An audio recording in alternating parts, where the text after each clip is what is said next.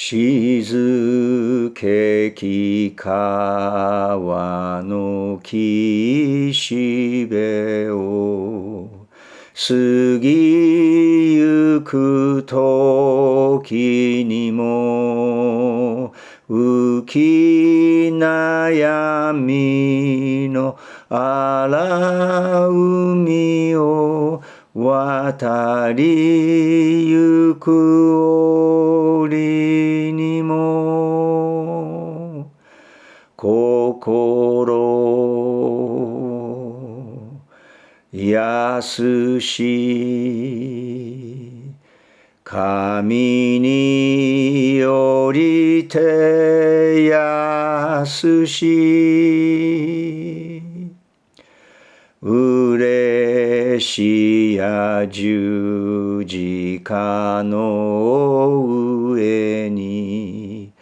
我が罪は死にき思いにくず俺しみもますらおのごとくに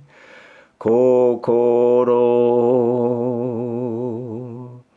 安し神によりて安し心安し神によりて安し。エーメン。私はあなた方に平安を与える。私が与える平安は世の平安とは違う。あなた方は心を探してはなりません。神を信じ、私を信じなさい。恐れるな、私があなたと共にいる。たじろぐな、ビビるな、ひるむな、後ずさりするな。私があなたの神だから。私はあなたを強め、あなたを助け、私の義の右手であなたを守る。いやいや、賛美、やっぱり歌うたびに、内容の詩を通して、何かやっぱり魂が揺さぶられるそういう詩だな、聖書のスピリットを注入された、またその御言葉から訳された詩ゆえに私たちの心に聖霊がそういう働きを起こしてくださって、感動させてくれるんだなと思います。さあ、あなたにイエスの言葉、御言葉をお読みしたいと思います。マルコの福音書5章34節。娘よ、あなたの信仰があなたを治したのです。安心して帰りなさい。病気にかからず、健やかでいなさい。娘よ、あなたの信仰があなたを治したのです。安心して帰りなさい。病気にかからず、健やかでいなさい。さあ、この言葉、誰にどのようにして語られているのか、24節から34節見てみましょうか。そこでイエスは彼と一緒に出かけられたが、ここで彼と一緒に出かけられたがっていうその言葉の背後に、街道管理人のヤイロという人がちょうど岸辺に船がたどり着いた時に群衆が集まっているところに来たんですね。その前にはゲレサの狂人がイエスの御業によってその中にいるレギオン、もう多くの悪霊がその人を縛り上げて、もう墓場で叫ぶわ、鎖つけてもちぎって、そしてみんなからね、もうみんなを驚かせてた、その悪霊に捕らえた人がイエスの御業によって全く癒され解放され、ついてきたいと言ったけど、いやお前はやっぱり家に帰って自分に起こったことを伝えなさいって言って、それを、一緒に連れて行かず、彼はデカポリス、まさにゲレサ地方の人たちに、このイエスが成した技を述べ伝えたっていう話がちょうど終わった後に、また船に乗って帰ってこられたら、岸辺に多くの群衆が押し寄せて、そこにヤイロという街道管理人が来て、自分の娘がもう死にかけてるから来て手を置いて癒してくださいってもう必死に懇願すんで、じゃあ私はあなたと共に行くよっていう、そこからこのストーリーが始まってるわけですね。そこでイエスは彼と一緒に出かけられたが、多くの群衆がイエスについてきてイエスに押し迫ったってね。ところで12年の間長血を患っている女がいた。そのヤイロの街道管理の家に向かって、このちいちゃなその娘、ちいちゃいまだ若い娘さんをもう死の淵から癒すために向かっていく途中に、多くの人たちが集まってイエスに押し迫った。ところで12年の間長血を患っている女がいた。またここに12年間長血患っている女がいた。この女は多くの医者からひどい目に遭わされて、自分の持ち物を皆使い果たしてしまったが、何の甲斐もなくかえって悪くなる一方であったってね。彼女はイエスのことを耳にして群衆の中に紛れ込み、後ろからイエスの着物を触ったって。12年間長血に患った女は医者に行っても癒されない、またひどい目に遭ったっていうのは、もう有り金全部吸い取られたのか、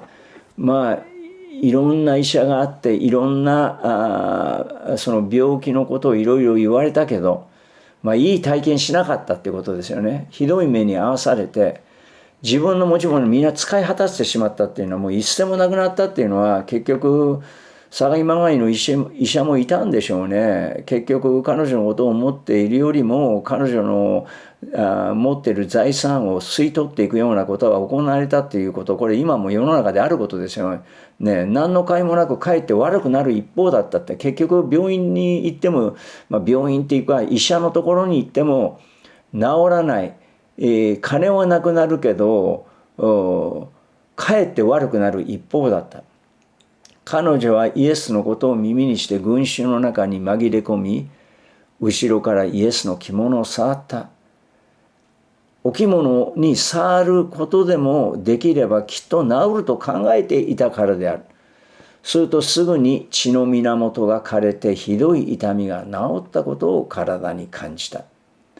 イエスもすぐに自分の内から力が外に出ていったことに気づいて、群衆の中を振り向いて、誰が私の着物に触ったのですかって。あまりにも人がいたから、触った人が誰かなんてわからないわけですよね。そこで弟子たちは言った。群衆があなたに押し迫っているのをご覧になって、それでも誰が私に触ったのかとおっしゃるのですかって彼らも言ってますよね。イエスはそれをした人を知ろうとした。やっぱり触った人が訳ありの人だと感じたのか、イエス様はその触ってその人に何かが起こった、癒しの技が起こったっていうのを直感的に感覚的に御霊の人ですから分かる。だからその人を知ろうとしたわけですね。また知ろうとする必要があったんでしょうね。見回しておられた。女は恐れおののきながら自分の身に起こったことを知り、イエスの前に出てひれ伏し、イエスに真実を余すところなく打ち分けた。ちょっと躊躇していたところがあったのか、結局自分が汚れているっていうことで、血を流しているってことは、レビ記の中に15章の25節30節読んでみましょうか。もし女に月の触りの間ではないのに長い日数にわたって露出がある場合、露出ってやっぱり女性のそういう部分の体のその状況の中で出てくるので、露出ある場合、あるいは月の触りの間が過ぎても露出がある場合、その汚れた露出のある期間中、彼女は月の触りの間と同じく汚れる。彼女はその露出の間の中に寝るとこは全て月の触りの時のとこのようになる。その女の座る全てのものはその月の触りの間の汚れのように汚れる。これらのものに触るものは誰でも汚れる。だから触れたくないわけですよね、司祭だって。そのものは衣服を洗い、水を浴びる。そのものは夕方まで汚れる。もし女が露出から清くなった時には7日を数える。その後にその女は清くなる。8日目にはその女は山場と庭か家場とひな庭を取り、それを会見の天幕の入り口の祭司のところに持ってこなければならない。祭司は一羽を罪のために生贄とし、他の一羽を全焼の生贄として捧げる。祭司はその汚れた露出のために、主の前でその女のために贖いをするって。いや、レビ記。このレビ記は、もうそういう汚れた人のためにこういうプロセスを通らないと、ね、完治したとは言われないっていうね。12年間彼女はそれを患わせて治らなかったわけですね。そして、結局そういう悩みを持ってたけど、結局噂でイエスという方は癒しを行う方だと。そしてイエスのところに行ってもう生まれながらの盲人は見えるようになる。死人のラザロはよみがえる。2匹の魚5つのパンで2万人近くが満たされる。ね。そしてね、結局この後にタルタ組って言って、その12年間12歳の子供、彼女は12年間病の中にいたけどね、それと同じ12歳の女の子が死にかけて死んだっていう噂がこの後に来るわけですね、知らせが。でもイエスは行って、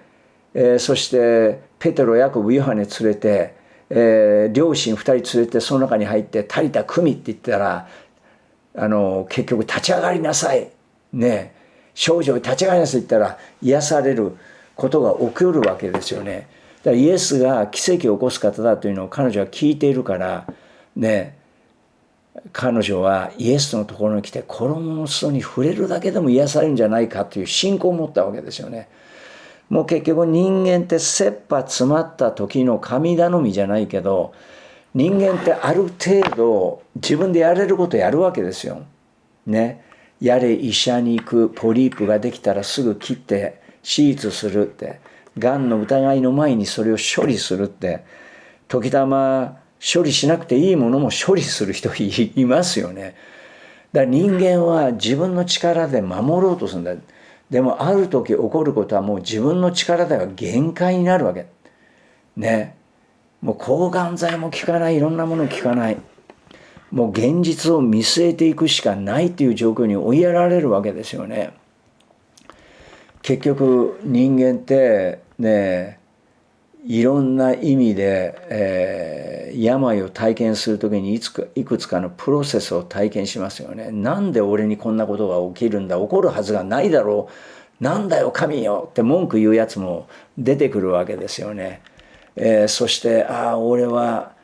死ぬかもしれないって言って今度は鬱になったりする場合もありますよね。もうある時は怒る場合もありますよね。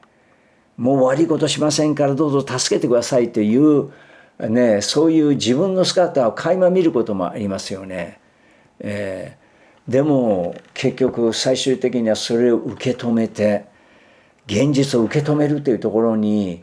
それを認知していくっていうことに追いやられることもありますよね。もう受けざるを得なくなりますよね。そして神よって本当に素直にもう抵抗せずに、もうお手上げです、あなたの御心がなされますように祈って癒される人もいれば、現実に死に向かっていく人もいるけど、死にも打ち勝つ命を与え、死んでもよみがえらせてくださる方がいる。我が魂を主を褒めたたえよ。私のうちにあるすべてのものよ、聖なる皆を褒めたたえよ。我が主をね、主よあなたを褒めたたえよ。あなたのよくしてくださったことを、私によくしてくださったことを何一つ忘れない。あなたは私のすべての咎を許し、すべての病を癒しって、ね、神様は最終的には神の国をもたらす時に俺たちを死んでもよみがえらすと全ての病も癒すことになりますからね。全ての病を癒し、あなたを命の穴からあがないそしてあなたに恵みと憐れみの冠をかぶらせ、あなたの一生良いもので満たされる。あなたの若さはわしのように新しくなるって、詩篇の言葉の中にありますけど、結局私たちは切羽詰まった時に、もう自分の力では限界を感じた時に初めて神の奇跡が起こるってことってあるんですよね。もうそれは自分がこうやったああやったってじゃなくて、神が働いて自分を癒してくれたっていう確信を与える体験をさせてくれることもある。もう自分もそういう体験を振り返ったらあるわけですよね。もう全然治らない。お医者に行っても治らない。どんなに薬飲んでも治らない。どんなに努力しても治らない。もうお手上げ。神様もあなたに委ねます。参りましたって言った時に、ね、御言葉が与えられ、奇跡が起こって、結局自分自身がもがいてた背景に自分の我があった。傲慢があった。自分の力でやろうとしてた。結局それが自分に悩みをもたらし、病は気からで病気をもたらした。ね、結局主に委ねきってなかった。ね、主により頼むって主のために仕えていくのに、仕えていく俺が、仕えていく主に信頼を置いてなかった。ね、結局人には不可能、神には可能。ペテロでさえ、お前人のことを考えて、私神のことを考えてないって言われる。私たちでさえそういうことがある。神を信頼していても、信頼していると言っても信頼しきっていないところがある。